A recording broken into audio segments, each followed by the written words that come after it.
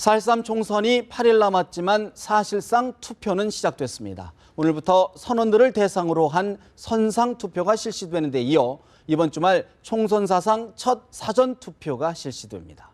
총선의 1차 승부처라 할 수 있는 이번 투표, 각 당과 후보들의 지지층이 얼마나 투표장으로 끌어들이냐가 관건이 될 것으로 보입니다.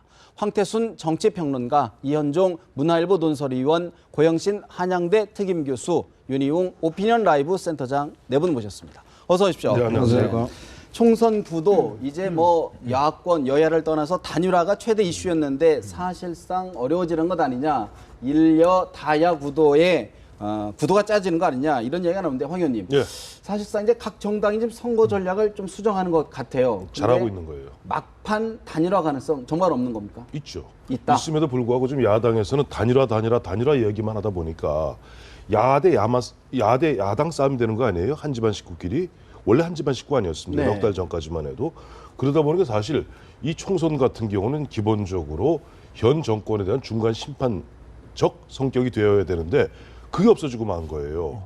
예전 같으면 야당이 여당을 향해서 아주 맹공을 퍼붓거든요. 예. 맹공을 퍼부으면서 현 정부가 지난 몇 년 동안 해놓은 게 뭐냐라고 공격을 퍼부어야 되는데 자기들끼리 단일화 갖고 그야말로 네가 올리 내가 올리 서로 싸움하고 단일화 늪에 빠져 있다 보니까 그야말로 정책도 실종되고 비전도 실종되고 또 야당에 의한 여당 공격도 실종되고 모든 건 실종되고 오로지 네. 단일화만 남았던 거예요. 각이 안 쓴다는 얘기군요. 각이 안 쓰죠. 그러다 보니까 지금 어쨌든 더불어민주당부터 먼저 발을 뺀 거죠. 그러니까 예를 들어서 지금 수도권에서 122곳 지역구 중에서 한 100여 곳 지금 뭐 겹쳐 있고 실제 단일화해서 효과 나오는 곳은 한 열대 군데밖에 안 돼요. 그리고 그런 부분들은 가만히 놔두어도 중앙당이 굳이 개입하지 않더라도 됩니다. 맞아요. 예. 할 거라면 꼭 되게 돼 있어요. 근데 여기에 중앙당 전체가 몰입하다 보니까 그건 자칫 잘못하다간 그야말로 야당끼리 싸우다가 새누리당에 어부질이 주는 것 아니냐 발을 뺐는데 저는 그런 전략적 전환은 아주 잘한 선택이라고 보고, 그러나 여전히 이번 4월 7일,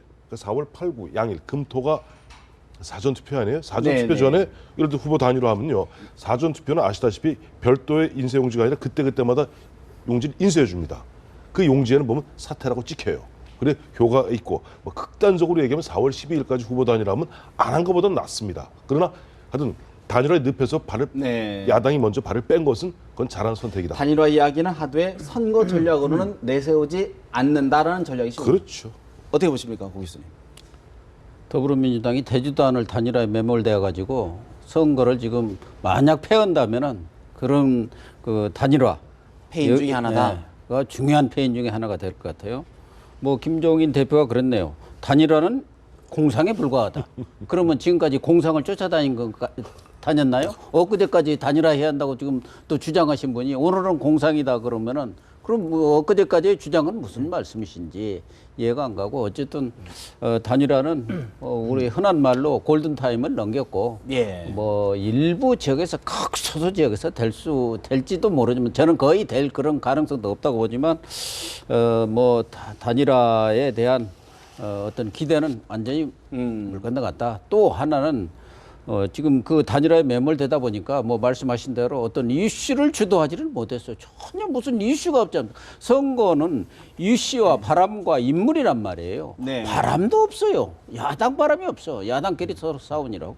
그러던 요 근래 와서는 전현 대표 간에 호남을 가느냐 마느냐 가지고 이제 단일화 논란이 끝나니까 그걸로 지금 주 이슈가 돼 있어요. 예. 야당이 사실은 전국 이런 총선에서는 공격적으로 나가면서 이슈를 주도해야 하는데 자기들끼리 이제 야야끼리 싸우더니 이제는 당내에서 전현 대표 간에 계속 가면 안 된다, 뭐 가지 말아라 이런 상황이 오니까 지금 더불어민주당이 상당히 위기에 처한 거 아닌가 그렇게 보여집니다. 인물도 전략도 쟁점도 없다 이렇게 지적을 해주십니다. 네.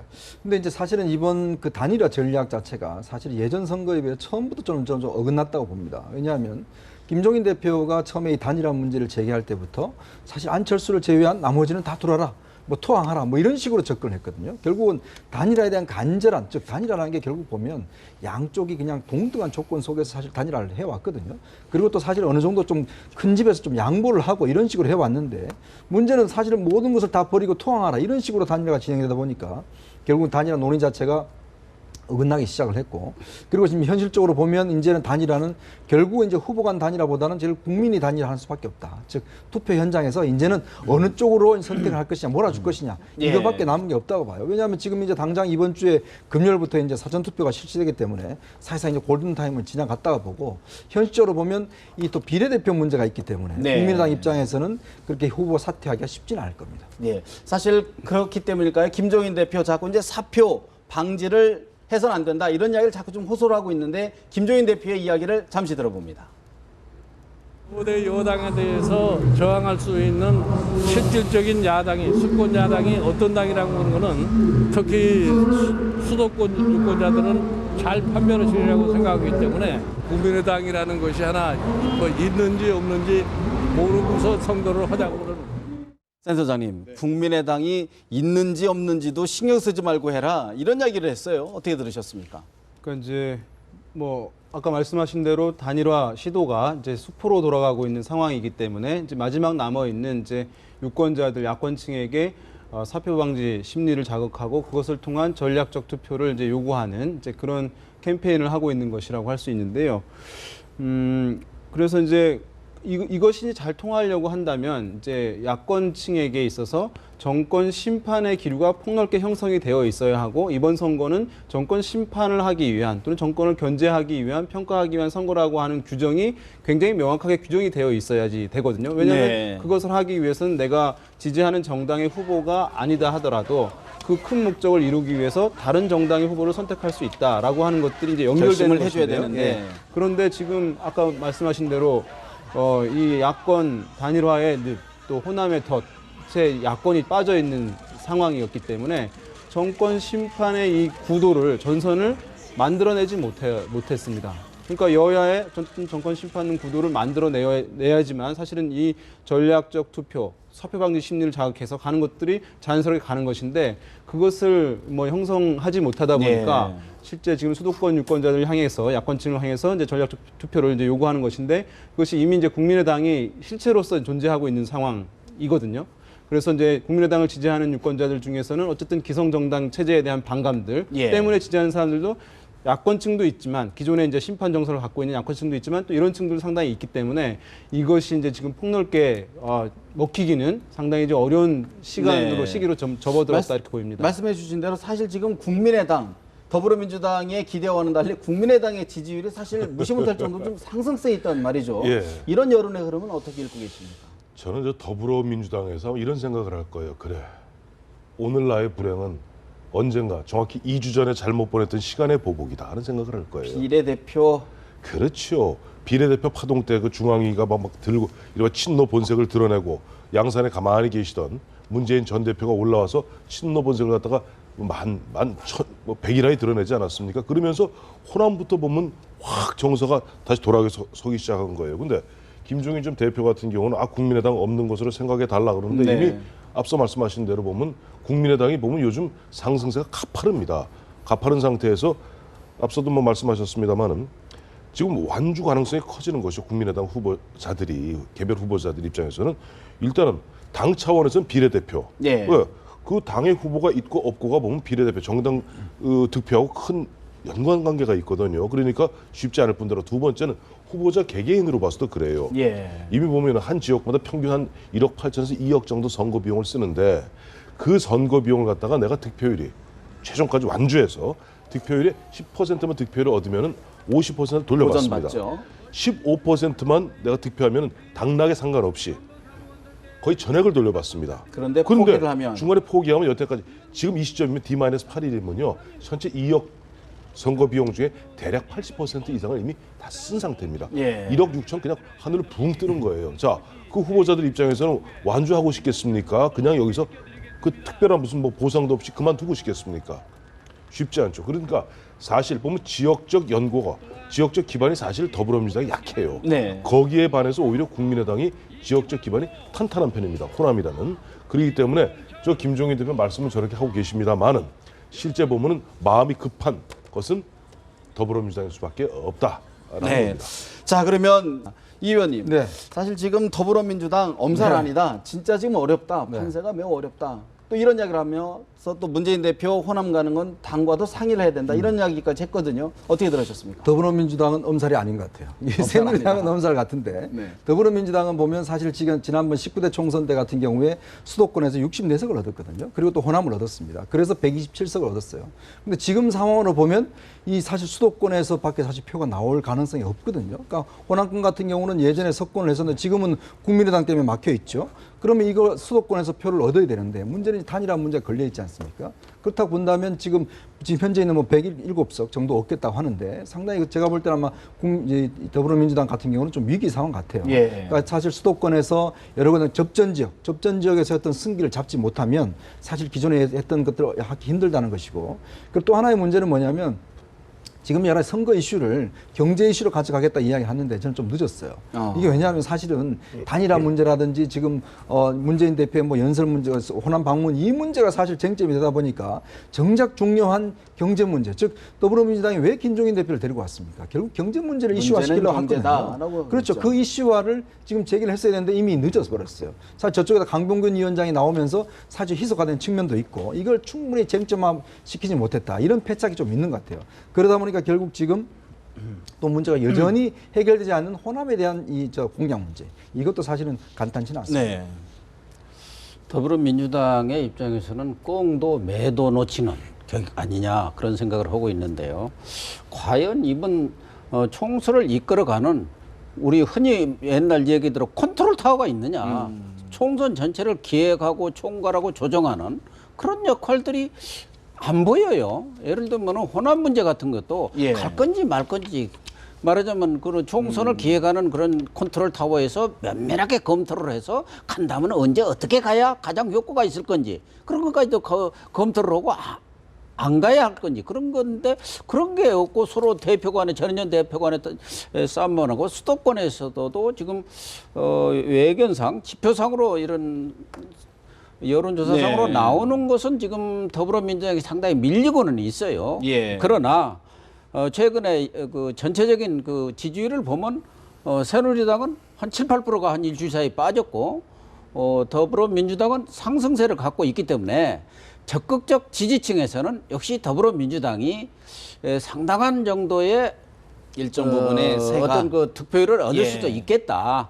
지금 여론조사는 되게 뭐 집전한데 젊은 층들이 얼마나 나오느냐 주로 핸드폰 세대인 예. 거기에 따라서는 경우에 따라서는 야권이 결집을 한다면은 수도권에서 의외의 표를 얻을 수도 있다. 가능성이 있는데 아직은 네. 지표상 나오는 것은 또 네. 조사상 나오는 것은 그렇지가 않아요. 그렇기 때문에 어제 새누리당이 사실 어제 야밤에 전국 각지에 있는 대책본부장들 다 소집을 해가지고 심야 대책위원회를 열었어요. 정말 지금 뭐 아주 굉장히 어려운 상황이다 얘기했는데 김무성 대표의 이야기를 먼저 좀 들어보겠습니다. 우리 새누리당을 다시 한번 용서해 주시고 4.13 총선에서 우리에게 표를 찍어 주심으로써 우리에게 회초리를 때리신다. 이러한 부모의 심정으로 우리 새누리당에서 긴급 판세 조사를 해보니까 이번에 과반수가 미달되게 선거 결과가 나오는 것으로 분석이 되었습니다.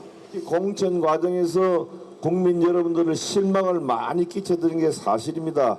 여기에 대해서 집권 여당인 대표인 제가 제 잘못은 조금 있습니다만 어쨌든 이 모든 것에 대해서 책임을 지고 용서를 구합니다. 여러분 다시 한번 사과드립니다. 김무성 대표 지원 유세가 많아서 그런지 목이 상당히 좀 잠긴 것 같아요. 잠긴 것 같으면서도 회초리를 달라 긴급 여론조사를 해보니 과반도 안 된다 이렇게 좀 강조를 하고 있어요. 그러니까 아까 정장선 네네. 더불어민주당 본부장 같은 경우는 한마디로 여당이 쇼하고 있다.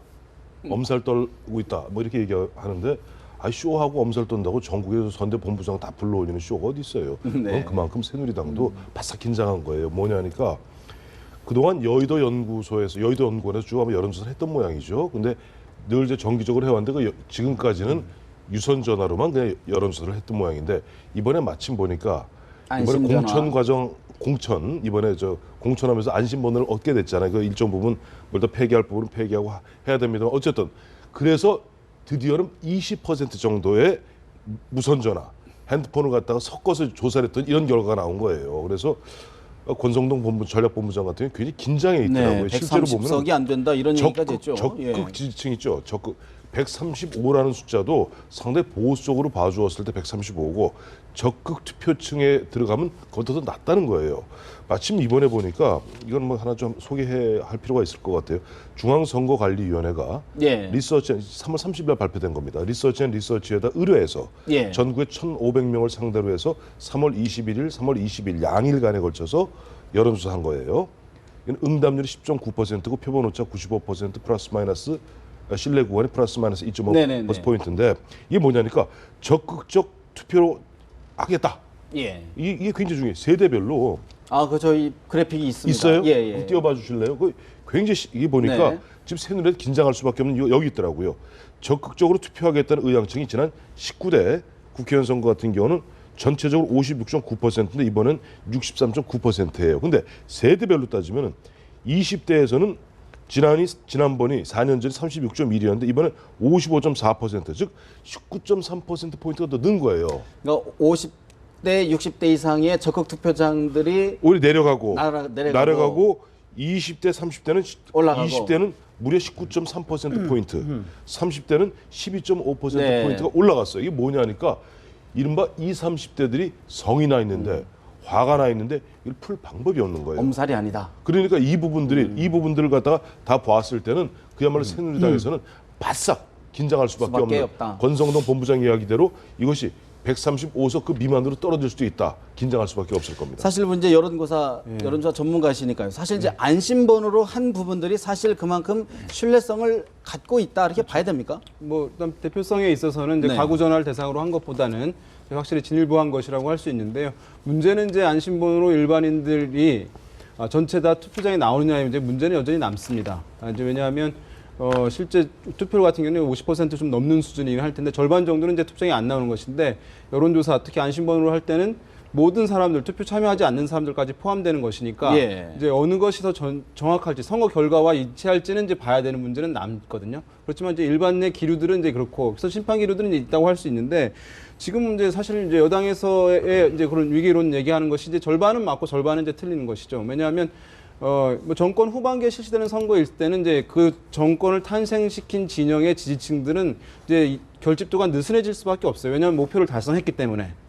그 다음에 어쨌든 이것이 공천 파동이 여권이 더 컸잖아요. 예. 그러니까 내가 이 정당을 지지한다 또는 이 정당의 후보를 지지한다라고 또 이번에 내가 ጠ떳하게 투표하겠다라고 하는 것들이 좀 약간 멋쩍어질 수 있거든요. 그렇기 때문에 그 응답을 적극적으로 지금 표출을 못하는 부분이 분명히 있거든요. 그런 면에서 봤을 때 좀 이완되어 있다. 이제 이런 식으로 가다 보면 말씀하신 이제 적극적인 투표 네. 자체는 반드시 투표하겠다는 비율도 고령층에서 좀 줄어들 수 있다는 우려가 있는 것이죠. 그래서 이것을 좀 다잡기 위한 측면이 있는데요. 그런 이제 측면이 있고 그렇지만 여전히 이제 고령층에서의 또 새누리당 후보들에 대한 지지 표출은 월등히 야당에 비해서는 높거든요. 그러니까 이것도 지금 완전히 지지를 철회하거나 또 이탈해버린 것이라기보다는 네. 지금 약간 그 의사를 표출을 적절히 못하는 것이에요. 지금 이제 저희들, 나온 거 있죠. 저희들이 지금 화면으로 좀 보여드리는데 10대 전체 중에서 보면 50대, 60대 이상에서 이게 좀 투표 의향이요. 투표 그렇죠. 의향이 좀 감소하고 있다는 거거든요. 그렇죠. 원래는 네네. 이게 나이 들어갈수록 투표를 적극적으로 적극적인 하는데 투표 의사가 더 예. 높아지는 것이 일반적인 현상인데 지금은 이제 이례적으로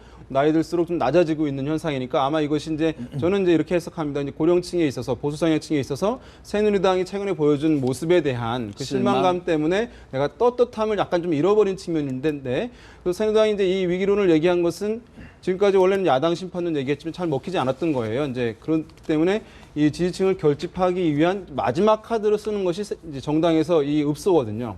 그러니까 위기론을 얘기함으로써 그 정체성이 같은 지지층들의 네. 결집도를 강화하고 그 투표장에 불러오게 하는 요인이거든요. 그래서 막판에 가면 모든 정당이 다 이제 그 전략을 쓰는 것인데 그것을 좀 빨리 당겨서 썼다. 이제 한 측면이 있기 때문에 절반은 이완되어 있다는 측면에서는 맞긴 합니다만은 또 그렇다고 해서 이것이 여당이 참패할 수준까지 간 것은 아니라고 할 수 있는데 그러면서 어떤 전략적인 의도도 담겨 있다고 보는 5, 것이 60대의 장년층들의 투표 의지가 줄었다고 그래서 그게 당 나가고 직접 연결되는 거는 아닐 수 있다. 그리고 이제 아마 조만간 회복될 가능성도 성도 높습니다. 있다. 원래 이제 투표의사가 높으신 근데 분이기 야당이 또 때문에. 둘로 쪼개져 있으니까요. 그러니까 결국 이제 지금 보면 새누리당의 이 엄살 자체는 지난번 19대 총선 때도 그랬어요. 선거 때에서 뭐 우리 다 죽습니다 해갖고 해서 결국은 이제 150에서 했지 않습니까? 이제 그런 측면도 있고 저는 이제 아마 이제 그 박 대통령이 이제 곧 돌아오시면 아마 또 이제 전국 순회를 한번 또 하실 겁니다. 나름대로 어떤 일정을 잡아서 이제 그런 것에 대한 또 분위기가 좀 있을 거고요. 그리고 특히 이제 대구 지역 같은 경우는 지금 보면은 사실 무소속이 상당히 좀 상승세가 있지 않습니까? 이런 부분에 대해서 지금 보면은 새누리당에서 굉장히 긴급하게 지금 회의를 하는 것 같아요. 그런 부분들을 얼마만큼 잠재울 것인가 문제가 있고. 근데 이제 이번 선거를 보면 역시 구도의 싸움 같아요. 네. 결국 수도권 지역에서는 국민의당이 상승을 해봤자 이게 1등은 못하는 그런 상승이거든요. 이게 1등을 하면 괜찮은데. 근데 문제는 그렇기 때문에 그런 구도로 된다면 결국은 새누리당이 구도상의 싸움에서는 일단은 우위에 있을 수밖에 없다. 아슬아슬 하더라도. 그런 어떤 마지막이 있기 때문에 지금 새누리당의 이야기는 아까도 얘기했지만 좀 엄살 있는 측면이 좀 있다. 저는 이렇게 보고 있습니다. 네. 저도 뭐 비슷한 얘기를 덧붙이면은 지금 60대 이상의 인구 비율이 23.4%인가로 나왔더라고. 그래갖고 지난 네네, 19대 중앙선관위, 좀 늘었어요. 예, 예. 예, 또 그런데 20, 30대는 16%로 뚝 떨어졌어요. 그런데 60대 이상 과거 투표율이 70% 이상 예. 이렇게 나왔어요. 지금 저희들이 화면은 준비했는데 60대 이상이 벌써 983만이니까요. 거의 1000만 가까이 된다는 이야기입니다. 그러니까 아까 그 여론조사대로 20, 30대가 조금 더 말하자면 적극적인 투표 의사가 많이 나왔다 하더라도 인구 비례로 보면 역시 60대가 그것을 상쇄하고도 남는 데다가 결국 60대 이상은 지금은 오히려 60대가 부동층이 늘어나는데 역시 투표일이 가까우면 그래도 60대 이상은 또 좀 적극적인 투표를 하시는 분들이 많아지는 것 아니겠느냐. 무엇보다도 이러한 것을 상쇄할 수 있는 게 야권 분열의 효과가 네. 그 다른 거 뭐 20, 30대가 뭐 투표율이 높아지는 60대가 줄어드냐보다 훨씬 크다는 거죠. 네. 제가 볼 때는 훨씬 커요. 그렇기 때문에 뭐 여당이 엄살을 좀 떨기는 합니다만은 그렇게까지 떨리는 뭐 과반을 네. 못 넘길 정도는 저는 아니라고 봅니다. 근데 뭐 전반적으로 지금 뭐 엄살이다라고 말씀을 하시는데 어쨌든 예전에 비해서 상황이 조금 악화된 것만큼은 틀림이 네. 없다는 것 같아요. 공통적인 분석인 그렇죠. 것 같아요. 이게 예를 들어서 이 시험, 이 실제 시험 아닙니까? 시험만 주관식으로 시험 봤으면 아마 3당 다 낙제 먹었을 거예요. 근데 객관식이잖아요. 제로섬이잖아요. 그러니까 예를 들어서 새누리당 자체만 갖고 보면 참 좋은 점수를 못 받을 텐데 네. 여전히 국민의당과 더불어민주당이 좀 쪼개져 갖고 그야말로 양쪽 다 완주해 버리면 그냥 반사이 어부지리를 얻는 거거든요. 네. 사실 그래 갖고 뭐 어떻게 이기든 이기는 건 이기는 건데 그러나 저는 이래요.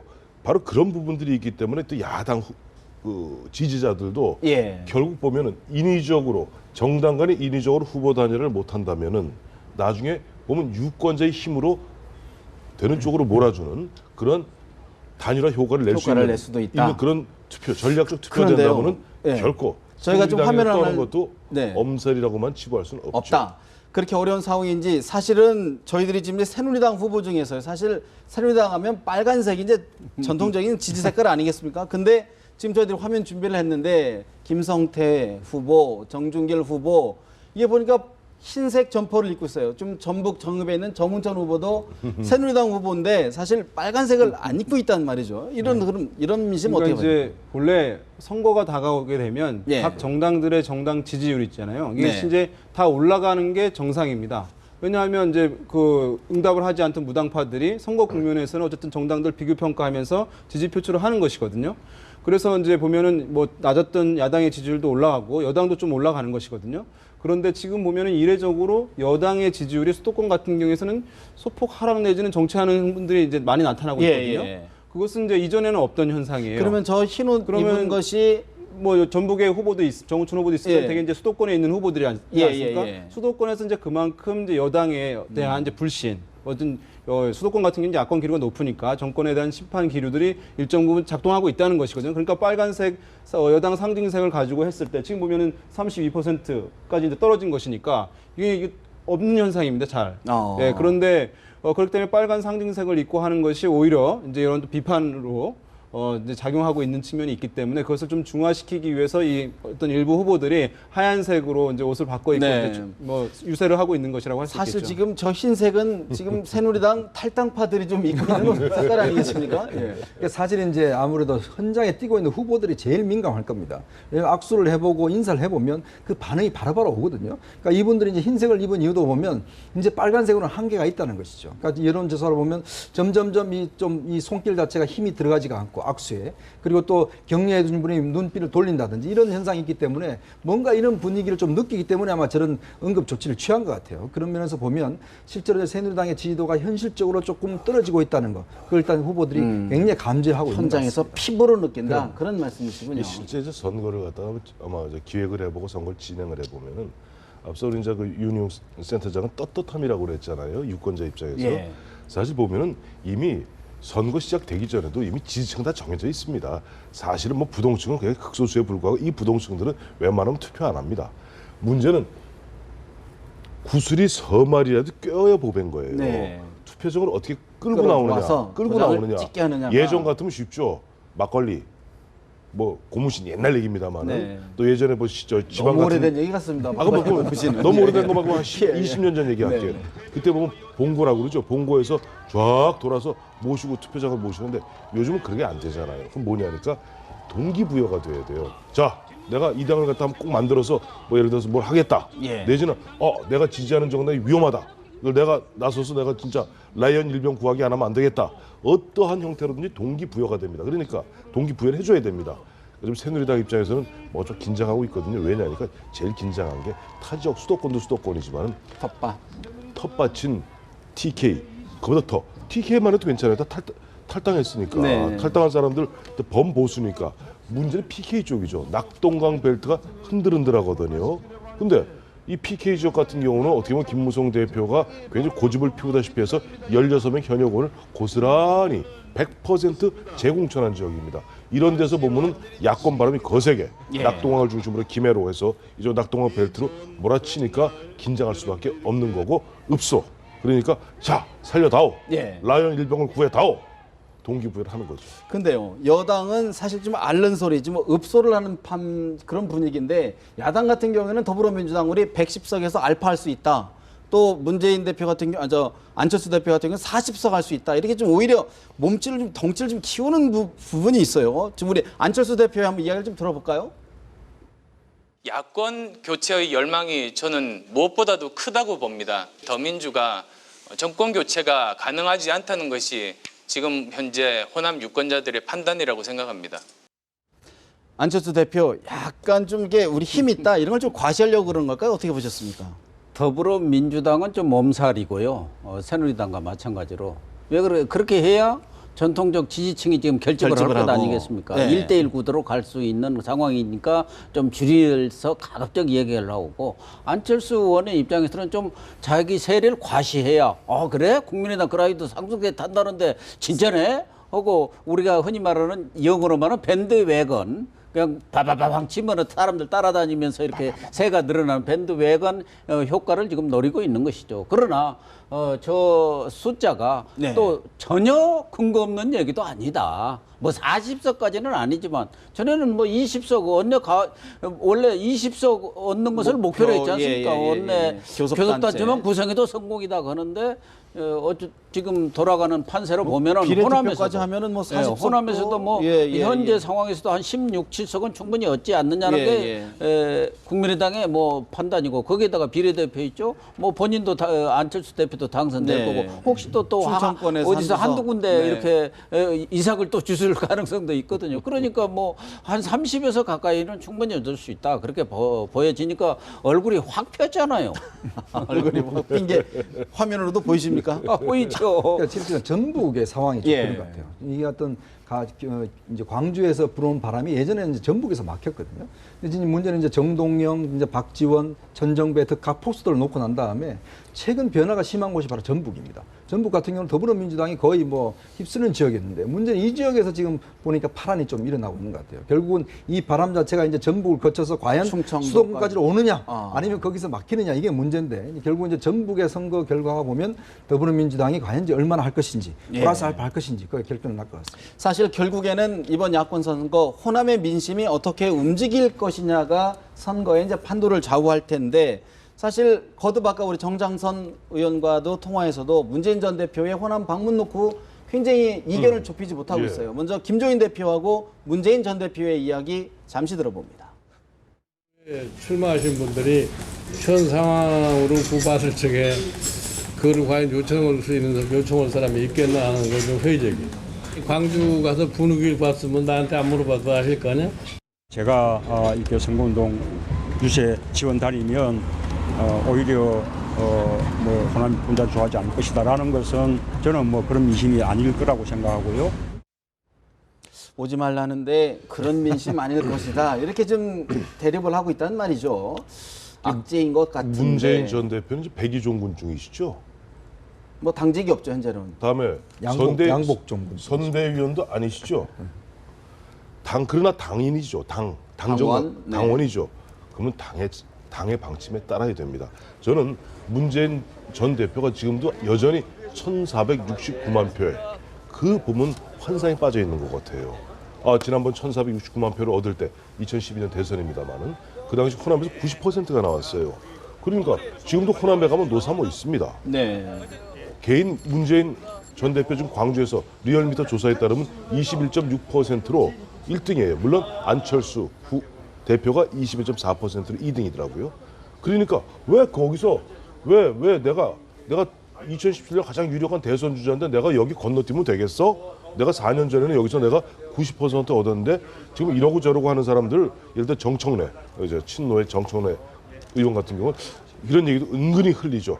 그럼 아마 저 국민의당을 지지하는 쪽에서 예. 흘리는 얘기일 거야라고 애써 현실을 외면하려고 들어요. 그러나 지금 보면은 당에서 선거를 총괄 지휘하고 있는 뭐 정장선 또 이철이 이 두 이제 책사라든가 또 현장의 후보자들 막상 해보면 문재인 전 대표하면 호남이 부르르 떨거든요. 왜냐니까 예, 네. 바로 호남에서는 친노 패권에 대한 그런 아주 안 좋은 감정 그리고 문재인 전 대표에 대한 아주 안 좋은 감정이 있는데 이분이 바로 2주 전이죠. 2주 전까지만 해도 사실은 더불어민주당이 국민의당을 갖다 압도하기 시작했습니다. 왜?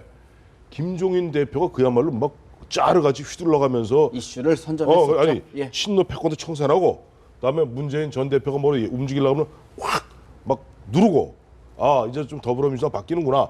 그래서 국보의 전력이 있는 김종인 대표를 갖다가 사실 호남이 받아들이기 시작했던 거예요. 그래서 그때까지 여론조사 2주 전 같은 경우는 거의 더블 스코어가 났었어요. 그런데 김종인 대표 사실 보니까 뭐 비례대표 파동하면서 예. 2번 받고 예. 문재인 전 대표 나면서 친노 본색 드러내고 여전히 친노 패권 횡행하다 확 뒤집어진 건데 이번에 만약에 지금 문재인 전 대표 내가 대권주자로서 내가 못 갔어야 되겠느냐 하고 가면은 그야말로 기름 패다. 아마 펄펄 끓는 불에다가 기름 붓는 겁니다. 끼얹는 것이다. 뭐 이제 애초에 뭐 워낙 이제 오래된 것이죠. 문재인 대표에 대한 뭐 또는 친노 세력에 대한 이제 호남의 이제 반감은 워낙 오래된 것이고 그래서 해소 안 되고 쭉 오던 차에 사실 이제 국민의당이 이제 어쨌든 호남에서의 동력을 만들기 위해서 또 이것이 증폭된 측면도 있습니다. 그러니까 왜냐하면 그런 것이 어떤 세력에 대한 반감이 사실은 가장 센 동력이 되는 것이거든요. 그런 면에서 지금 그 어느 때보다 가장 이제 이 문재인 대표에 대한 이제 반감이 호남에서 가장 이제 극대화된 시점이라고 지금 이제 볼 수 있는데요.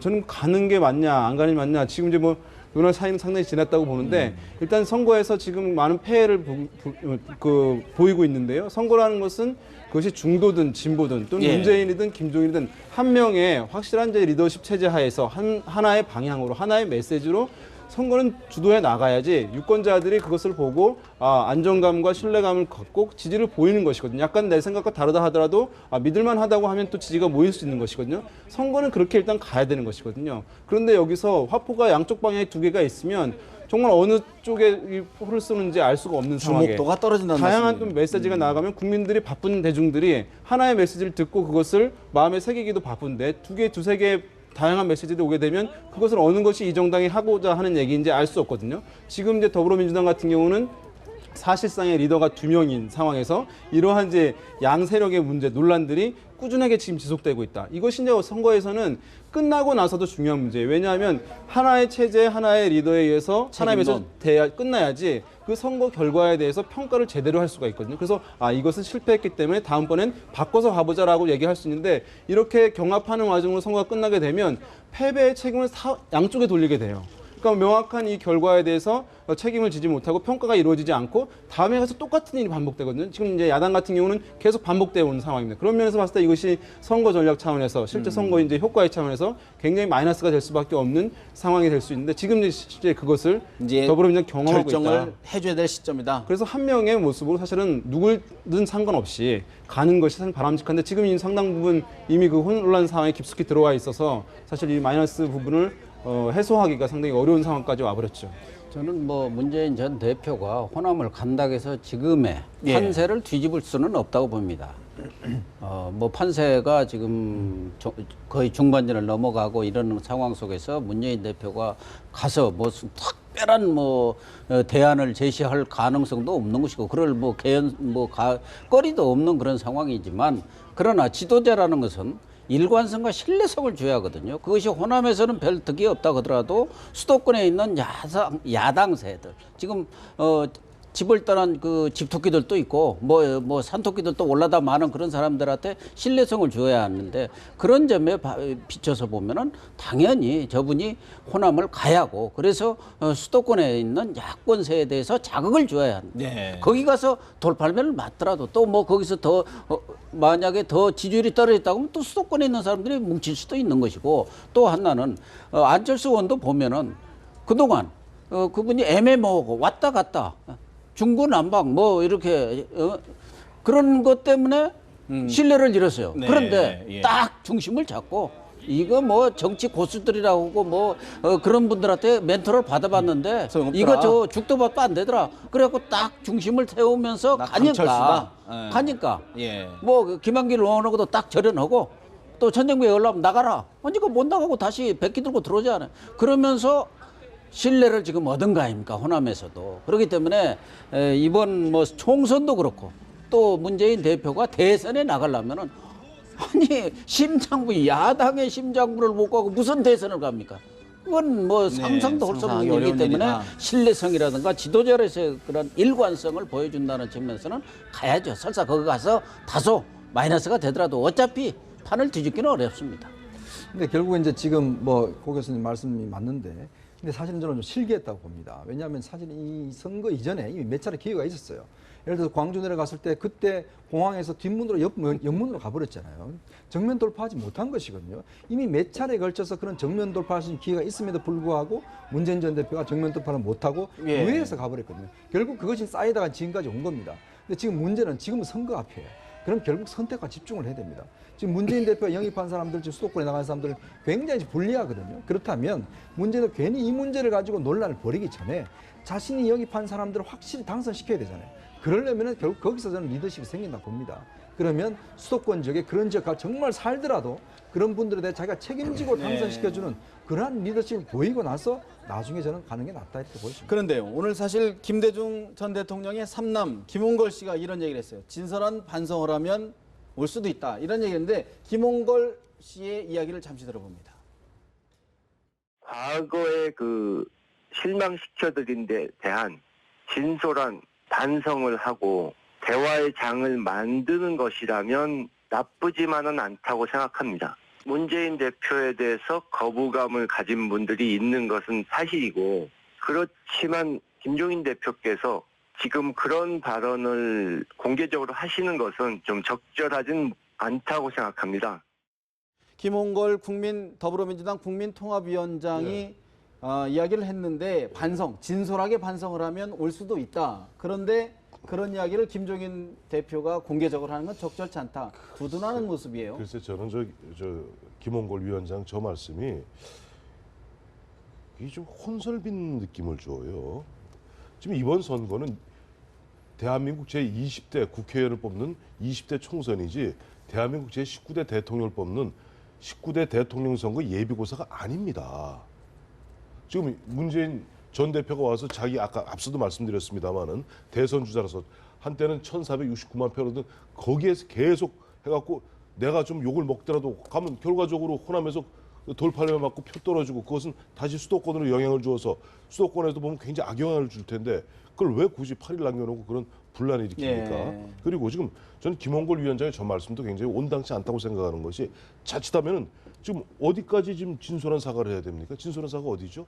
사실 보면은 문재인 전 대표 같은 경우는 28 전당 지난해죠. 예. 28 전당 때부터 광주에 대해서 호남에 대해서 수차례서 사과했어요. 그럼 어디까지 그러면 진솔한 사과를 봐야 되는 겁니까? 그리고 저는 자칫 저것이 막상 김홍걸 지금 위원장 입장에서 김홍걸 위원장이 아버지 DJ 전 대통령 갖다가 사실을 갖다 좀 이렇게 좀 앞장 세우면서 동교동과 궤를 달리하는 가운데 더불어민주당에 들어왔지 않습니까? 들어왔음에도 불구하고 지금 흔한 얘기로 약발이 안 받아요. 예. 약발이 안 받는 상태에서 혹여라도 저 보면은 문재인 전 대표 들어와서 혹시 책임을 분산하려는 것이 아닌가 하는 그런 묘한 생각까지 들어요. 이건 내가 잘못해서가 아니라 우리 아버지에 대한 물은 그게 없어서 잘못된 것이 아니라 문재인 전 대표가 괜히 내려와서 분탕질하는 바람에 안 됐다고 혹여라도 네. 8일 9일 후에 선거 끝난 호남에서의 후에. 선거 결과가 안 좋다면은 그 책임 분산용으로 저런 식으로 애매모호한 얘기로 말씀하시는 것이 아닌가 하는 예. 그런 생각조차 사실 듭니다. 저희가 아까 전화 인터뷰로 정장선 대책본부장 이야기를 들었는데 이제 더 이상 호남 얘기 이제 않겠다. 당 차원에서는 이제 그렇죠. 경제 이슈, 다른 이슈에 이제 집중하겠다 이런 이야기를 했기 때문에 이 부분은 여기서 좀 저희가 접어보기로 하고요. 사실 이제 선거가 중반으로 이제 치닫다 보니까 여야 대표 사실 곳곳을 좀 누비고 있지 않습니까? 김무성 대표 오늘 충청권을 공략하고 있고 뭐 지금 김종인 대표도 지금 수도권을 계속 돌고 있는데 지금 김무성 대표가 가는 곳곳마다 좀 화제가 있습니다. 이른바 어부바 유세인데 저희도 잠시 준비해봤습니다. 제가 각종 재보궐선거 때마다 떠버진 후보가 다 당선됐다는 소문을 듣고 또 여기서 저보고 업어달라고 합니다.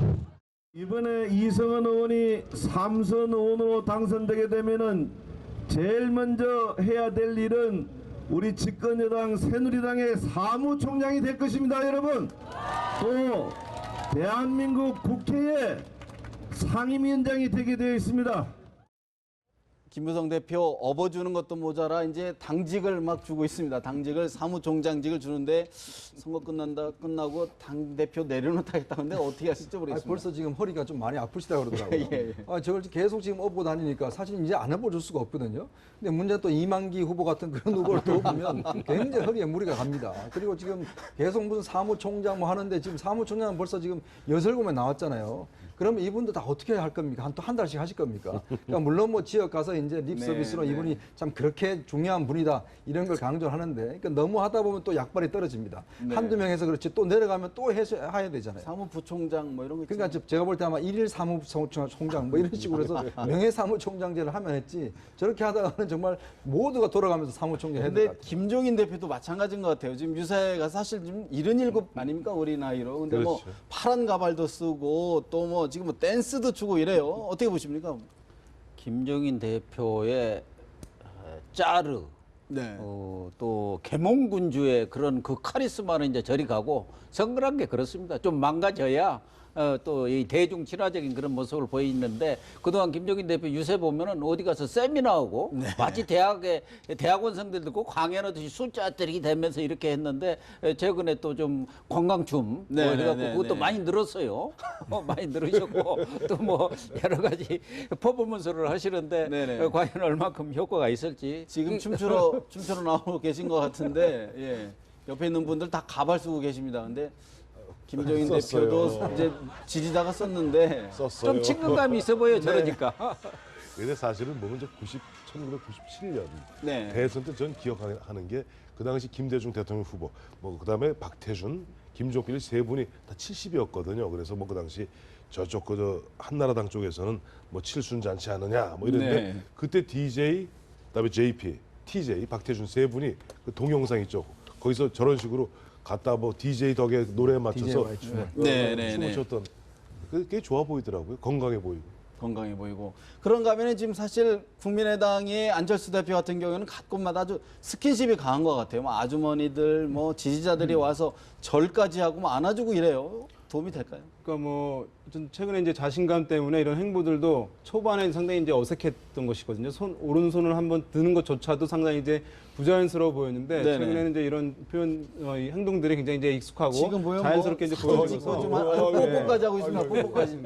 이제 대중 정치인으로 아마 이제 이번에 당 대표로서 전국 지원 유세를 다니면서 예. 실제 대중들을 만나고 하면서 대중 정치인으로 아마 거듭나는 이제 기회가 되는 것 같은 그런 느낌인데요. 어쨌든 뭐 아마 말씀드린 대로 최근에 어쨌든 지지율 상승, 또 선거에 대해서 성과에 대한 기대감도 높아지면서 그러니까 사람도 행보도 굉장히 이제 자연스럽고 적극적인 모습으로 변해지는 것 같습니다. 근데 여기도 한 가지 잠깐 첨언할 게 있어요. 예. 갑자기 저 모습을 보면서 문득 2006년이죠. 2006년 지방선거 때 여기 신촌 유세장에서 당시 한나라당 박근혜 후보의 커터칼로 기습당한 생각이 나요. 물론 저분들이야 뭐 다 적극적 지지자입니다만은 저렇게 막 그 다중들하고 어울리다 보면 또 안철수 대표를 비롯해서 모든 그 대표들이 보면 유력한 우리의 정치인들이고 어떻게 보호해야 될 사람들이거든요. 그러니까 그런 부분에 있어서 좀 신경을 경호하는 저 분들이 좀 각별히 신경을 쓰셔야 될 거예요. 왜냐하면 그러니까 막 저렇게 어울리다 보면은 실제 미국 대통령인 레이건도 보면 그 당시 싱클리한테 갔다가 저격당한 경우도 있거든요. 그러니까 그런 부분들은 참모들이 좀 섬세하게 챙겨야 될 국민의당 겁니다. 후보들이 두 분이 오늘 좀 이미 그렇게 당해서 지금 병원에 입원하고 그랬습니다. 예. 네, 좀 조심해야 될 것 사실 같습니다. 뭐 그런 부분들은 계속 각 캠프에서 좀 예의주시해서 좀 지켜봐야 될 분인 것 같고요. 사실 지금 이제 이번 선거에 중에서 여러 가지 이제 관전 포인트가 있는데 이제 대권 주자들의 행보가 어떻게 될 것이냐가 관심 중에 하나이지 않습니까? 서울 종로에 지금 오세훈 전 서울시장하고 정세균 의원하고 지금 붙어 있는데 굉장히 박빙이에요. 지금 저희들이 어제 연합뉴스가 SBS하고 이제 나온 건데 지금 48%, 37% 굉장히 박빙인데 어떻게 보십니까, 판세? 정세균 의원이 지역을 열심히 닦아왔는데 그 관록을 지금 막판에 발휘하는 것 같은데 오세훈 의원은 그 지지율 대권 후보 지지율 1위 이게 나온 게 지금 악재로 작용하고 있어요. 그러니까 그 지역에서 저 양반 이제 대권으로 나가는데 2년 있다 그만둘 국회의원 뽑아서 뭐 하느냐 뭐 이런 부분도 있고 또 하나는 오세훈 전 시장이 이제 인기가 있다 보니까 서울 선대위원장이요. 그러니까 자기 선거보다도 타 지역 다니다 보니까 지금 자기 텃밭을 조금 손이 덜 간 거죠. 그러다 보니까 지금 거의 정세균 의원이 추격을 아주 그냥 턱 밑까지 해왔는데 그래서 오늘부터는 다른 데 안 가고 다시 또 종로로 내 온다. 집부터 지키겠다 그런 것 같아요. 사실 종로에서 만약에 낙선하게 되면 대권 후보로서의 입지가 굉장히 흔들릴 수밖에 없는 거겠죠. 그렇죠. 뭐 이제 의원이 아닌 상황에서 이제 또 그 지역에서 대중성을 확인받지 못했는데 전국적인 어쨌든 대중성을 이제 얻겠다고 하는 것들이 설득력이 약할 수밖에 없는 것이니까요.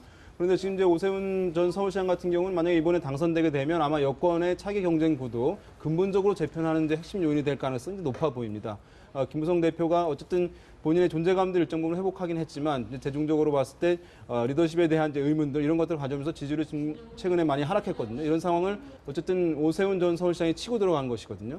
그러면 이제 어쨌든 김무성 대표가 지금까지는 어떤 경쟁 구도가 만들어지지 않았어요. 여권 내에서는.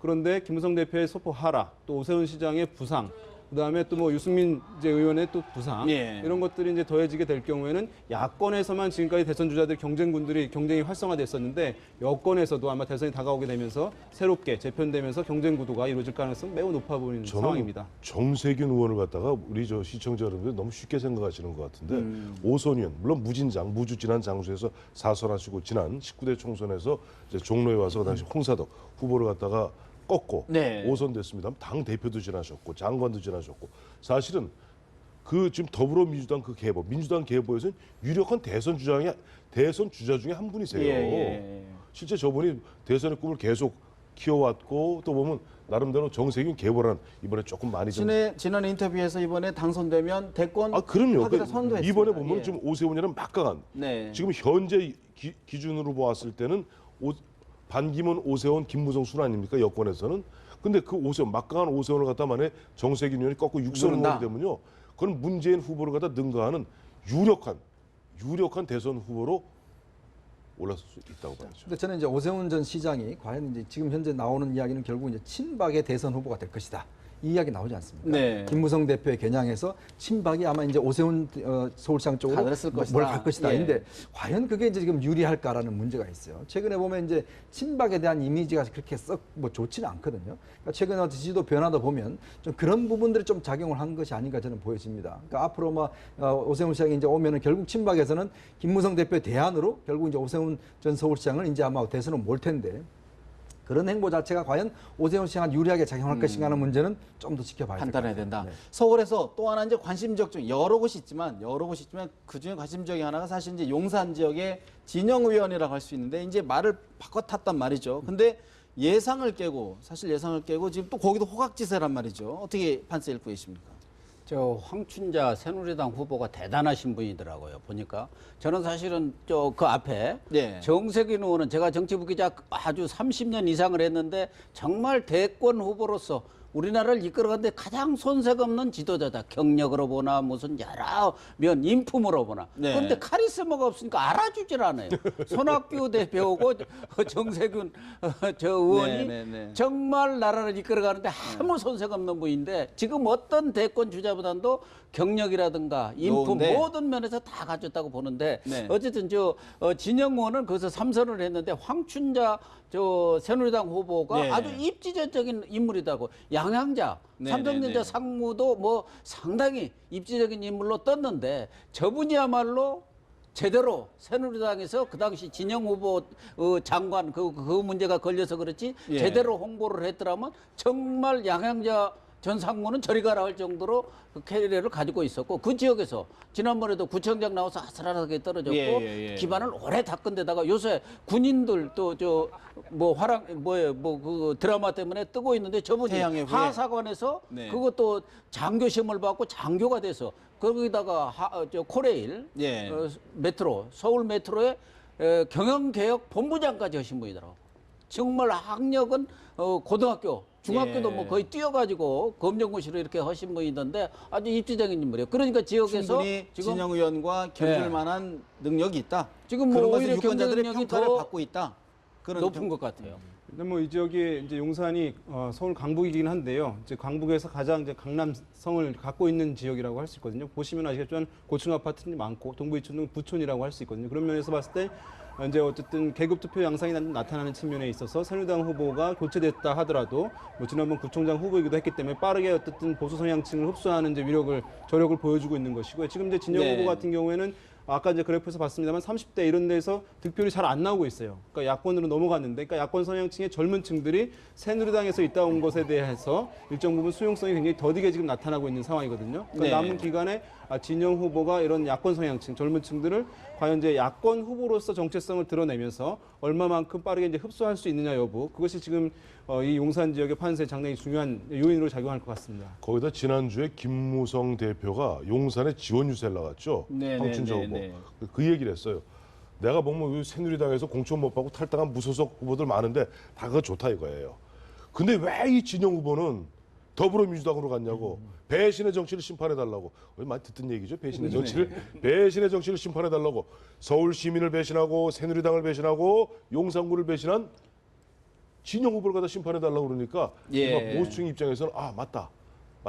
무소속이 아니라 참 저쪽이지 하다 보니까 원래 진영 후보 개인적 지지층도 많이 좀 빠지는, 그래서 네. 좀 진영 후보 입장에서 좀 고전하는 것 같습니다. 진영 후보 입장에서도 뭐 하실 말씀이 많이 있을 것 같은데 그만큼 또 무명과 또 삼선의 의원과의 싸움이었기 때문에 관심이 있었던 것 같고요. 오늘 말씀 네 분 여기까지 듣겠습니다. 말씀 고맙습니다.